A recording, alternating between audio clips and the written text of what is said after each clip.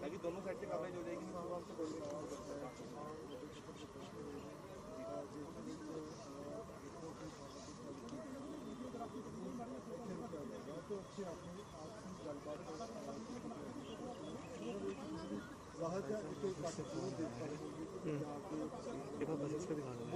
बस दिख रही है देख सामने थोड़े जूम करके और जूम हो सकता है। सेफ्टी का ध्यान रखना, ठीक है। शॉर्ट्स में करने सेफ्टी का ध्यान रखना, तो उस हिसाब से चलना। कहने का जरूरत पड़ेगा तो मैं और भी नॉर्मल दीजिए। 4 बजे तक का ही है जितना आपको पता है। छतरी पकड़ लिया खत्म हो गया, बंद कर दे इसको। वो यार वो सॉरी आराम से तनवीर को साथ ही रखो अभी अपने। तनवीर भाई थोड़ा देर साथ आ जा, चला जियो। ਜਿਹੜਾ ਇੱਥੇ ਅੰਬਾਲੇ ਦਾ ਐਸਪੀ ਕਹਿੰਦੇ ਆ ਐਸਐਸਪੀ ਹੁੰਦਾ, ਉਹਦੇ ਨਾਲ ਗੱਲ ਕਰਾਈ ਸੀ। ਅਸੀਂ ਕਿਹਾ ਸੀ ਵੀ ਸਾਨੂੰ ਦੱਸੋ ਸਾਨੂੰ ਰੋਕਿਆ ਕਿਉਂ ਆ। ਉਹ ਕਹਿੰਦਾ ਵੀ ਮੈਂ ਛੋਟਾ ਅਧਿਕਾਰੀ ਆ, ਤੁਸੀਂ ਉੱਤੇ ਗੱਲ ਕਰ ਲਓ, ਮੈਨੂੰ ਹੁਕਮ ਆ ਵੀ ਤੁਹਾਨੂੰ ਅੱਗੇ ਜਾਣ ਨਹੀਂ ਦੇਣਾ। ਉਹਦੇ ਨਾਲ ਮੇਰਾ ਪਰਸਨਲ ਬਿਆਨ ਆ, ਬਾਕੀ ਉਹਨਾਂ ਦੀ ਕੋਈ ਆਫੀਸ਼ੀਅਲੀ ਸਟੇਟਮੈਂਟ ਨਹੀਂ ਹੈਗੀ ਪ੍ਰੈਸ ਗਾੜੀ। ਇਹ ਕਿਹਾ।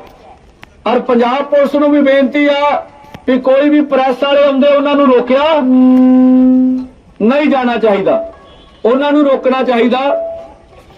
ਦੂਸਰਾ ਵੀ ਇੱਥੇ ਜੋ ਸਾਡੀ ਟੀਮ ਨੇ ਸੋਚਿਆ, ਇੱਕ ਤਾਂ ਦਿੱਲੀ ਦੇ ਅੰਦਰ ਵੀ ਹੁਣ ਪਾਬੰਦੀ ਆ, ਕਿਸਾਨ ਉੱਥੇ ਹਜ਼ਾਰਾਂ ਕਿਸਾਨ ਉੱਥੇ ਪਹੁੰਚੇ ਆ ਔਰ ਲਗਭਗ ਪਾਬੰਦੀ ਆ ਉਹਨਾਂ ਜਿਹੜੇ यूपी तो किसान गए आ,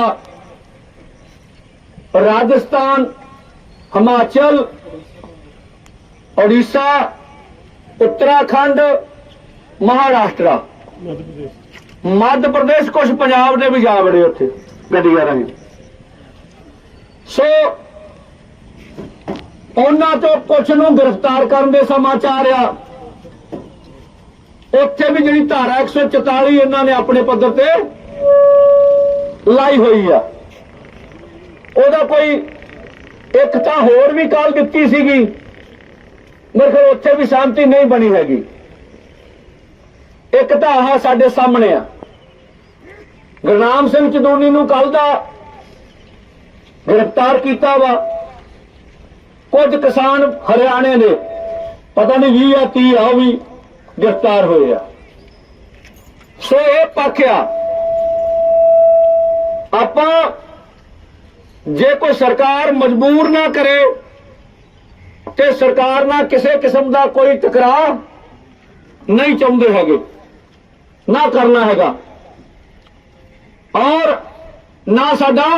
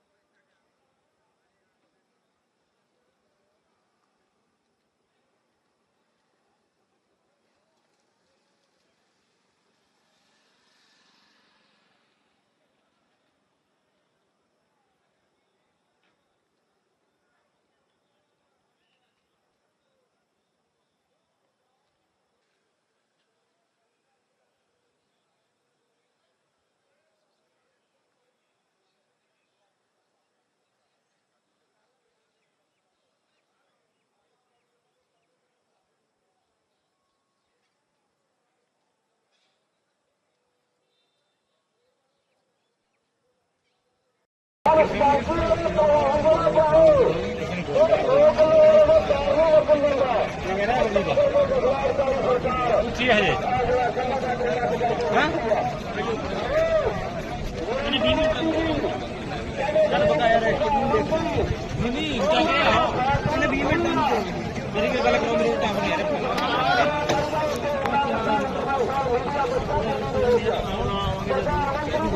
1 ਮਿੰਟ